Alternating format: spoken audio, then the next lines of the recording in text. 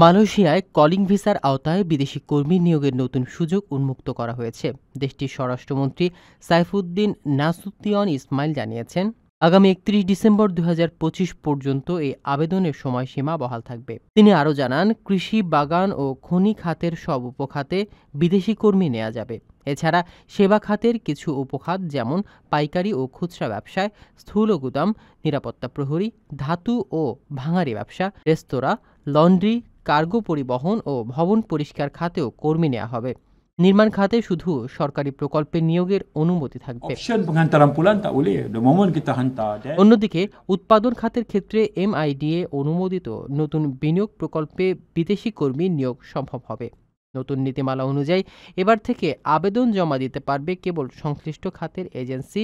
আগে যেভাবে নিয়োগকর্তা বা এজেন্টরা সরাসরি আবেদন করত, এখন তা আর সম্ভব নয়। আবেদন অনুমোদন প্রক্রিয়া প্রথমে ফরেন ওয়ার্কার্স টেকনিক্যাল কমিটি যাচাই করবে এবং পরে যৌথ কমিটি চূড়ান্ত করবে। চলতি বছরের শেষ পর্যন্ত মোট ২৪,৬৭,৭৫৬ জন কর্মীর কোটা বহাল থাকবে। তবে ২০২৬ সালের শুরু থেকে বিদেশি কর্মীর সংখ্যা সর্বোচ্চ ১০% মধ্যে সীমিত রাখার পরিকল্পনা রয়েছে। লক্ষাধিক টাকা বেতনে কর্মী নিচ্ছে জাপান। যেতে আগ্রহীরা যোগাযোগ করুন স্ক্রিনে দেয়া নাম্বারে।